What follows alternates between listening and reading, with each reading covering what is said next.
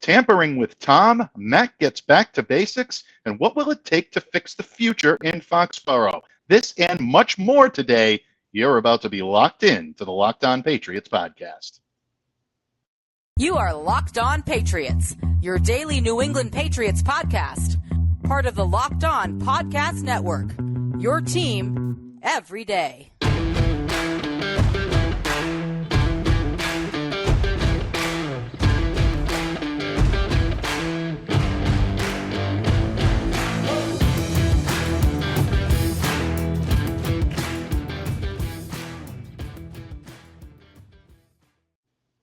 Hello to all of you Foxborough faithful, and welcome to this Bless the Reigns Thursday with a host emeritus here on Locked On Patriots. My good friend, the legendary Mark Schofield, joining us on the pod today. Of course, we are your daily podcast covering your six-time Super Bowl champions, the New England Patriots, and of course, a proud part of the Locked On Podcast Network, your team every day. Thank you, as always, for making Locked On Patriots your first listen every day. Don't forget, free and available on all the podcast apps, including YouTube as well. So smash that subscribe button and download and follow Locked On wherever you get your podcasts. I am your host, Mike Debate. I cover your New England Patriots for Patriots Country of Sports Illustrated. Feel free to reach out to me on Twitter at MDABATENFL. While you're out there showing some love to the Twitterverse, follow the Locked On Patriots account as well at LO_Patriots. And folks, this podcast today is sponsored by BetterHelp. BetterHelp is not a crisis line. It's not a self-help. It's professional therapy done securely online, available to people worldwide. And they have a special offer for my listeners to get 10% off of your first month at BetterHelp.com/lockedon.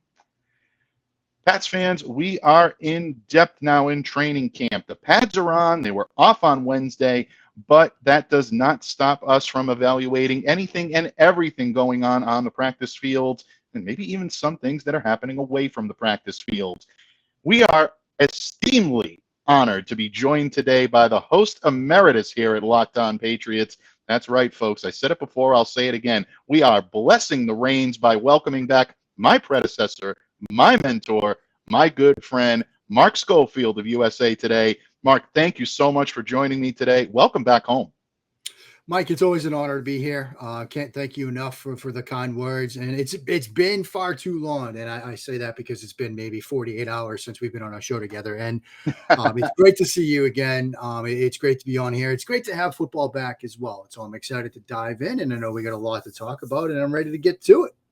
Absolutely, and we're ready to get to it as well. Of course, the New England Patriots now over a week in training camp practices, Mark. A lot going on offensively, defensively. We know that you are the quarterback whisperer, so if you think we're going to talk about Mac Jones a little bit today, folks, you're absolutely right. Mark is the guru when it comes to all of this, and we'll pick his brain when it comes to not only to Mac, but also the Patriots' new look offense and why some of the fan base, actually a large section of the fan base, is a little worried about what they're seeing and hearing coming out of Foxborough right now. But, Mark, it wouldn't be a New England Patriots podcast. It wouldn't be a Locked On Patriots appearance unless there was a little legal action that seems to always trickle into the air whenever we get together on the microphone to do a show here for Locked On.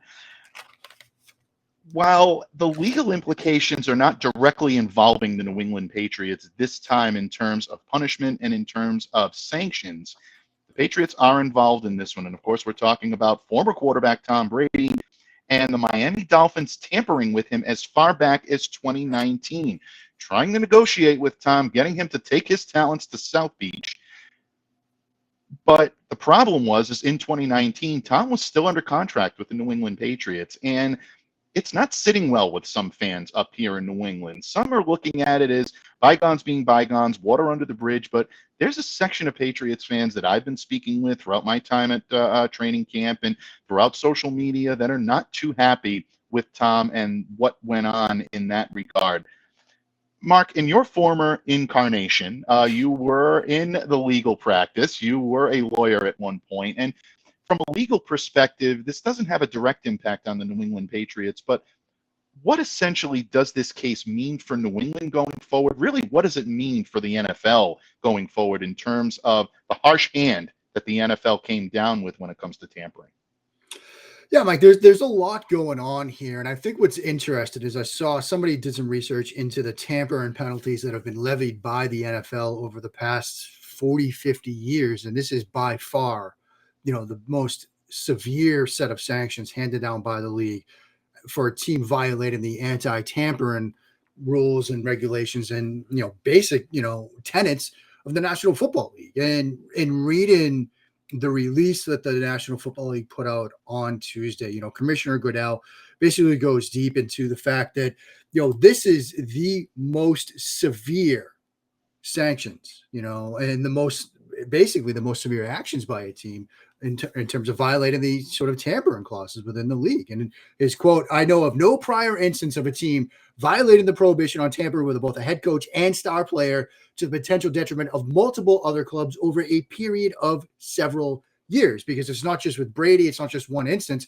It's Brady in two separate occasions, one while with New England, one while with Tampa Bay, as well as, head coach Sean Payton while he was with the New Orleans Saints. And so the league dropped the hammer here. One, I think, as a means of, this is a form of deterrence. It's don't you dare, if you're another 31 member, one of the other 31 teams, don't you dare ever think about doing something like this, because we will drop the hammer on you. I think that's something that's at work here.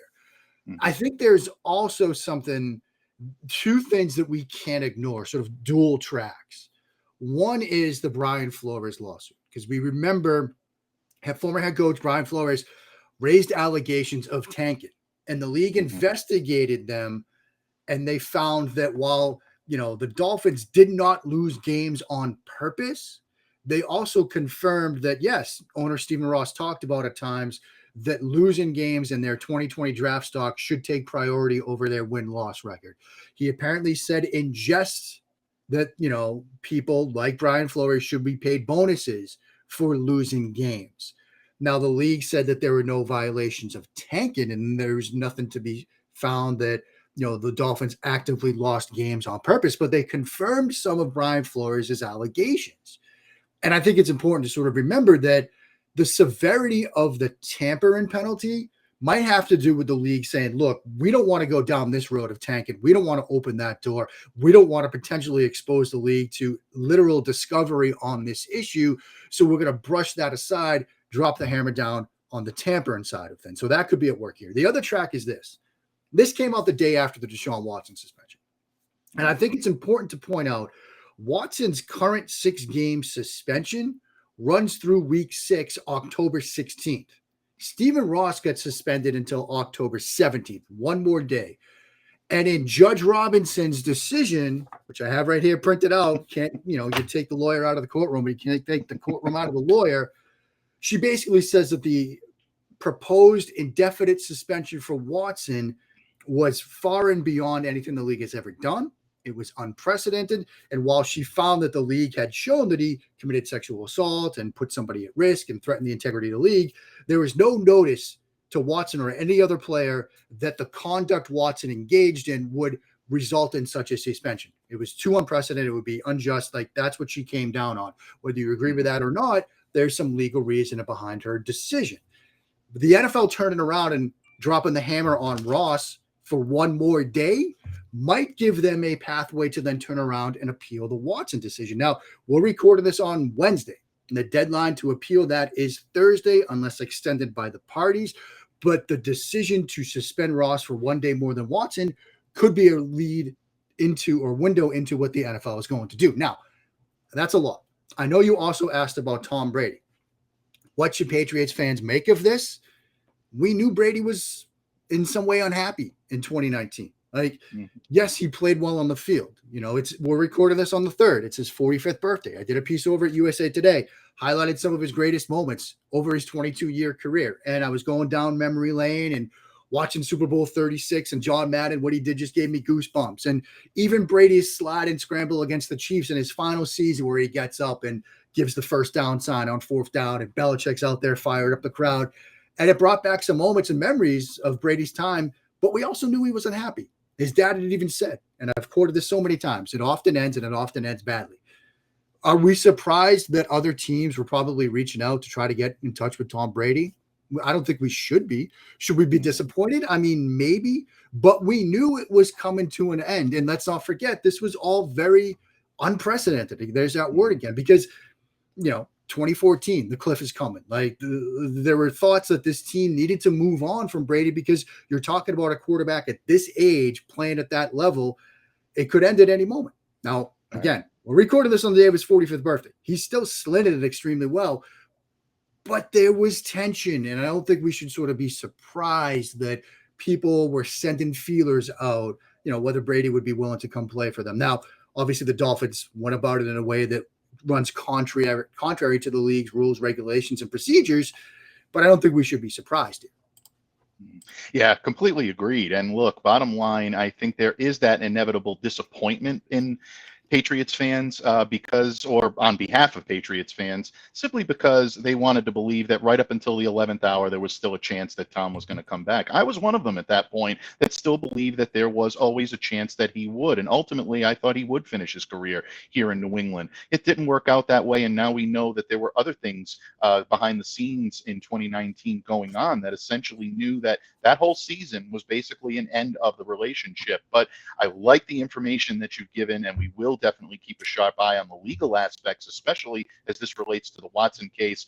Mark, you always nail it, and your previous incarnation, your previous knowledge is always welcomed. And we're going to pull upon some more of that previous knowledge, not from a legal standpoint, though, but from a quarterback standpoint, as we move from Tom Brady to the present-day quarterback of your New England Patriots, folks, Mac Jones. What is Mark seeing, hearing, and feeling as he looks at what Mac is doing on the practice fields of Foxborough during training camp? We'll get into that in just a moment when this episode of the Locked On Patriots podcast continues. But first, folks, summer is here. And with the summer trips that you're going to be taking, that you've already taken, obviously, but you're going to continue to be taking, maybe an additional trip or two up to Foxborough to see your New England Patriots, you're going to need some food on the go. Built Bars are the perfect snack to take with you on family vacations. Throw them in your bags, in your kids' backpacks. Make sure that everyone has a bar so you're fueled for all of your summer adventures. The best part about Built Bars is they are healthy. They're delicious. No more sacrificing delicious food for health. With Built Bar, you can have both, and it's easy. All you have to do is go to Built.com and order right now. All Built Bars, including the brand new cookie dough chunk puffs, decadent, delicious. You're going to want to devour them as soon as you taste them. 100% real chocolate. Always a great treat. And with Built Bar, you can eat healthy and you can actually enjoy doing it. So don't delay. Do it today. Head over to Built.com right now and enter the promo code LOCKED15 for 15% off your next order. That's LOCKED15 is your promo code at Built.com. Patriots fans, once again, we are blessing the reins here on Locked On Patriots, welcoming back my good friend and predecessor, Mark Schofield of USA Today. Mark, in the previous segment, we talked a little Ghost of Patriots past when it comes to Tom Brady, tampering, Brian Flores, all of that on the table, but now it's time to talk present. And the present of the New England Patriots, especially at the signal caller position, is Mac Jones. Mac has looked good at times during training camp. There's no question about it. A little more zip on his fastball, so to speak, stepping into his throws a little bit better, showing the leadership, showing that poise, and really commanding the huddle when the Patriots players, especially his pass catchers, are listening to him. But it hasn't all been sunshine and rainbows. Mac's thrown a couple of interceptions. There have been times where he's been maybe a little less than enamored with his play on the field. Saturday, particularly, I was in attendance in Foxborough covering practice, and Mac uncharacteristically walked toward the locker room very despondent, described it as a shot to the heart when the defense beats him on the day, even in practice. Mark, I know you've been covering remotely, and you've been keeping an eye on everything that's going on in Foxborough, listening to what Mac's looked like, reading his statistics, going through, his progression. When you look at Mac Jones, what have you seen that has encouraged you, that leads you to believe that he's going to have a good season this year? And what have you seen that is still a concern of yours that you'd like to see him work on before camp is all said and done? Yeah, I mean, there's a lot on, primarily on the first side of that ledger. I mean, there's something in particular on the second side of the ledger that I'll talk about in a moment. But with respect to what's gone right, I think the pocket movement combined with the velocity, the increased zip on throws, are two areas that if you think back to Mac Jones pre-draft, when everybody, myself included, was writing about Mac Jones, the prospect, the idea of ceiling, right? He's not the athlete that other guys in the league are, that other guys in that quarterback class were. He doesn't have the velocity on throws that the other guys in that class did, or that other elite quarterbacks in the NFL had shown. And so there was this notion that because of those two things, Jones would end up sort of that quarterback in that tier of guys that you win with, right? Like that would be his ceiling, a Kirk Cousins, Jimmy Garoppolo-esque type of ceiling. And I think what he showed last year, as he started to chip away at the idea of what that ceiling was and what it looked like, was he showed more velocity, I think, than people expected, and more athleticism and pocket movement skills than people that even thought those were strengths of his. Like I liked him from a pocket movement perspective, more in that realm than perhaps we expected. And so it started to chip away at what that ceiling might look like. It started to sort of bump up. No, he might not be just that kind of guy at his best. He might creep up into some of the other tiers, some of the elite type tiers. But we still need to see that not just in practice, not just in, bits and spurts and flashes in his rookie season, on a more consistent down-to-down basis, extended over the course and life of a 17-game season. And that's the thing that I'm excited to hear out of camp, and people like yourself and others have told me that, like, yeah, there's more zip. The mechanics are better. It seems more fluid. There's more violence and torque to the throwing motion, and you're excited to see things like that because that's what you want to hear. In a strange way, I'm excited to see and hear reports that he's frustrated at times, that the defense has, caused him to be a little bit despondent at times, because adversity builds strength as a quarterback. Like, you're not going to complete every throw. I just got done coaching baseball all summer. I got done every single practice in game telling these kids of 10, 11, 12 that hitting a baseball is the hardest thing to do over and over and over again. And in the back of my mind, I think of articles where I say, yeah, but then try playing quarterback, because hitting the baseball is tough. Don't get me wrong. And we'll talk a little bit more about that in the third segment here. But playing quarterback and making decisions when Aaron Donald is trying to put you in the hospital, that's pretty tough too. You're going to face adversity as a passer. And the fact that he's being tested now and he's responding in this way reminds me that he's an extremely competitive player. This is the type of guy we were talking about when he was at Alabama, getting in Nick Saban's face and saying, oh, you don't want me to throw touchdowns on your defense? Get better defenders, Nick. Like, you want that as a QB, to paraphrase a Top Gun line there. You need that as a quarterback. And so the fact that he's frustrated and being tested and things like that, I like that. Now, where do I want to see him improve? You and I talked about this on my show earlier this week. Pre-snap pressure diagnosis and post-snap confirmation of said pressure looks. That's an area where I think he can truly improve, and I need to see improvement from him. He was sacked 3 times. I talked about this week in the Atlanta game. 1, he just didn't have a prayer. But in the other 2, he assumed that things were going to get blocked up pre-snap, and he didn't confirm it post-snap, and he gets sacked as a result. Now, I understand, like, having done it, if you think you've got something blocked up, you might not think you have to look, but that's the evolution from a good quarterback to an elite one, is thinking you've got it blocked up, but then taking that extra glance even just to confirm it and then still staying on time in rhythm with your reads and decisions. When he starts doing that on a consistent basis and you tied in with all the other improvements we're hoping to see, that's when he takes the leap from guy in tier 3 that you win with to guy in tier 2 that you start winning games because of. Absolutely. So well said. And yeah, we talked about this on your show just a couple of days ago, and that when Mac did have difficulty, it was because of those strategically placed blitzes from the second and third level of the defense. And maybe Mac not realizing that things were not going to be blocked up when he was a wood. That's something that we've seen him work on. Hopefully he'll continue, but there is still frustration. And again, folks, it's still early in the process. There's still a lot of practice time left. There's 3 preseason games coming up. Patriots do have time to right the ship. And with Mac Jones at the helm, the Patriots fans are definitely feeling optimistic. And judging by what I've seen on the field and what you've seen and said today, they do have reason to be optimistic, and that is definitely a good thing when it comes to the Patriots. But not all offensive news is necessarily settling, because the Patriots are installing a little bit of a new look this year, Mark. They're starting to incorporate more zone read runs, and that can be a little problematic to install, especially for an offense the way the Patriots are built. Is this going to be a problem for the Patriots moving forward?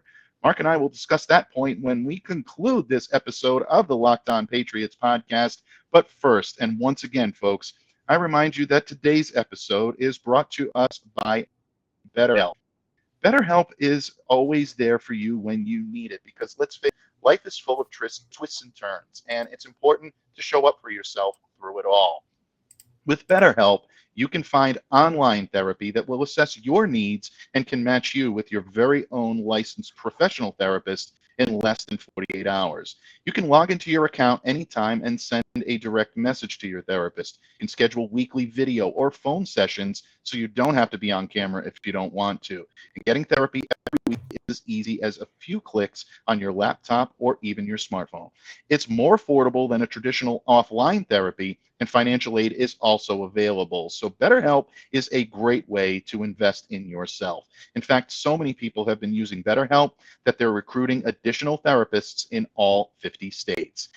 Today, they offer a special offer for my listeners. Get 10% off your first month at BetterHelp.com/lockedon. That's 10% off your first month of online therapy at BetterHelp.com/lockedon. That's better, HELP.com/lockedon.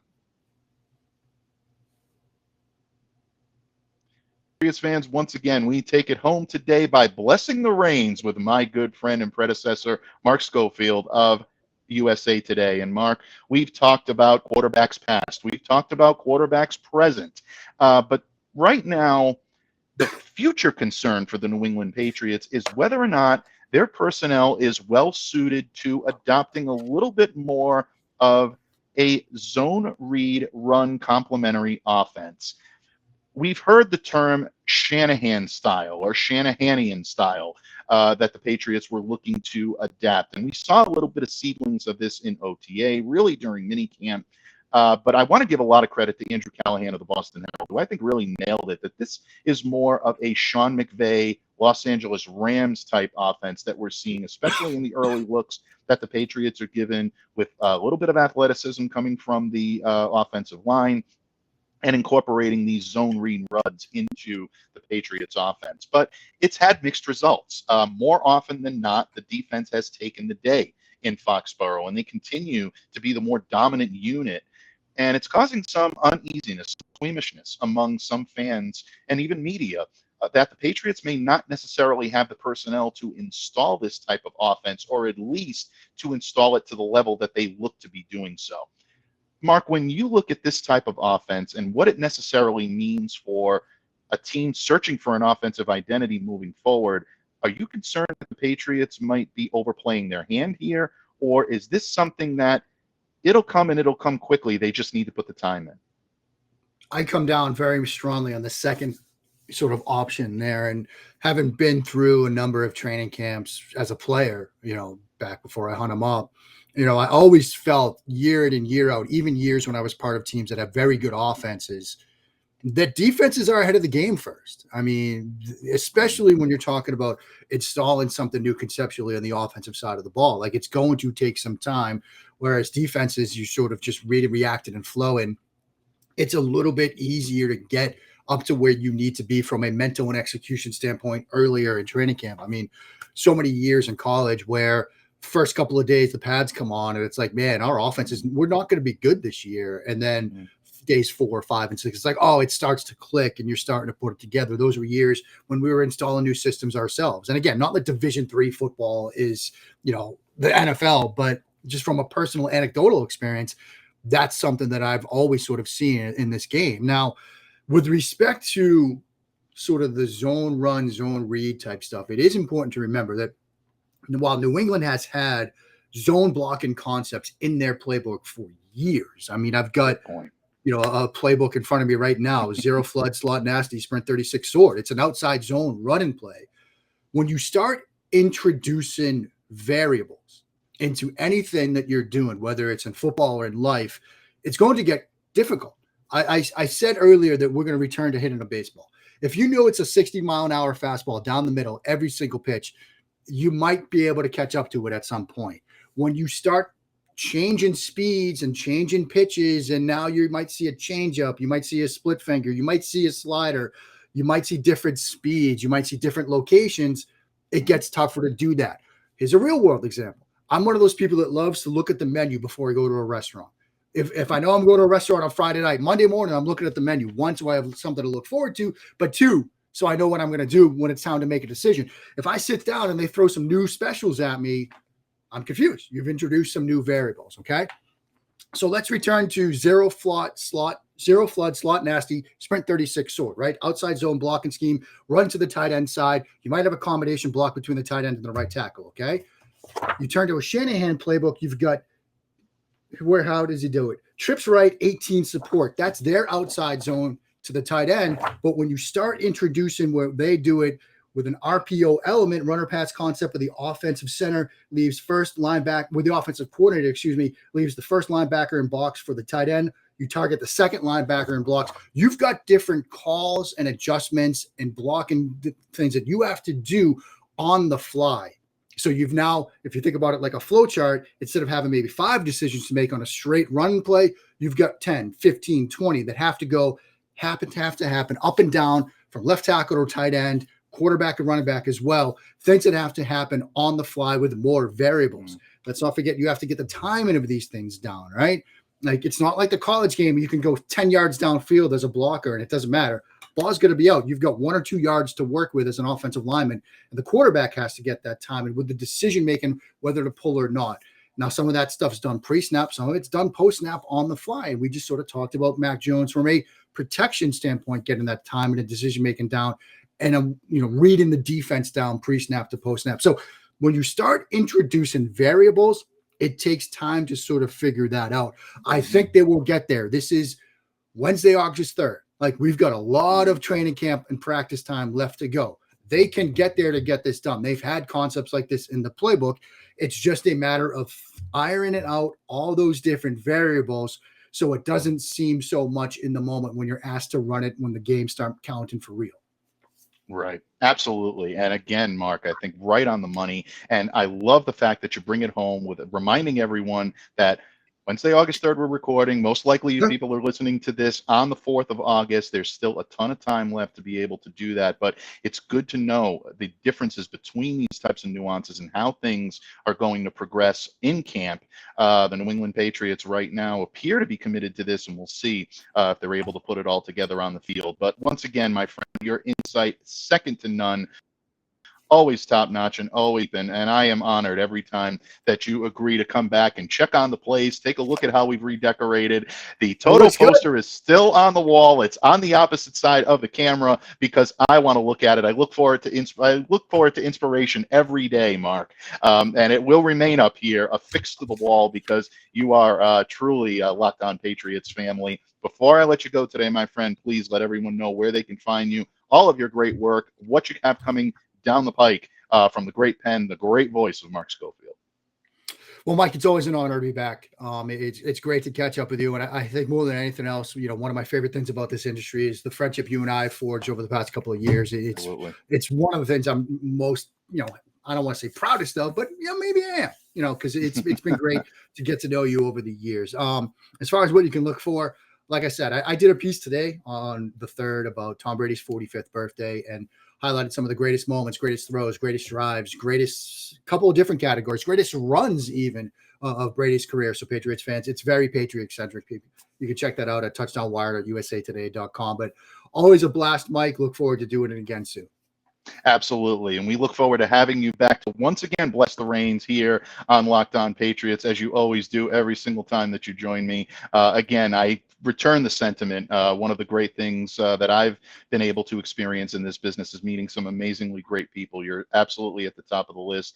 I value you as a colleague, but I value you more as a friend, my friend, and look forward to having you back. And you are the excellence of execution. And every day I take this microphone, I still am doing this in your honor and trying to get this right in your honor. So, folks, we thank you, all of you, for taking time out of your schedule to make Locked On Patriots a daily part of your New England Patriots coverage. And now that you've made us your first listen every day, make your second listen our good friends over at Locked On NFL, covering the latest NFL stories, national stories. Our friends over at Locked On NFL are covering that, and they've got you all set to go each and every day. So smash that subscribe button on YouTube and download wherever you get your podcasts. In the meantime, folks, continue to stay safe, stay well, be the change that you wish to see in the world. Have a great day, everyone, and we'll see you tomorrow.